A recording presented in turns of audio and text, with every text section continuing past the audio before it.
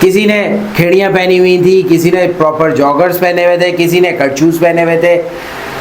तो हम तकरीबन 8 लोग जमा हो गए आसिफ भाई समेत और फजल बाबा का इंतज़ार करने लगे। और फजल बाबा जैसे ही आए उन्होंने कहा मेरी को शराई दे। मैं ना बोले थोड़ा सा पानी रख लो और जो मैं कहूँगा वही करोगे, अपनी मर्ज़ी से कदम नहीं बढ़ाओगे, जहाँ मैं मना करूँगा हो जाओगे, क्योंकि मैंने ज़िम्मेदारी ली है तुम्हारी कि तुम्हें खैरियत से लेके जाऊँगा और खैरियत से वापस भी लेकर आऊँगा, वरना यहाँ का खलीफा जो है वो मुझे छोड़ेगा नहीं।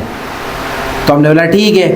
तो फिर हमारा सफ़र शुरू होता है और हम मुख्तलिफ़ जगहों से होते हुए आहिस्ता आहिस्ता अपनी मंजिल की तरफ बढ़ने लगे।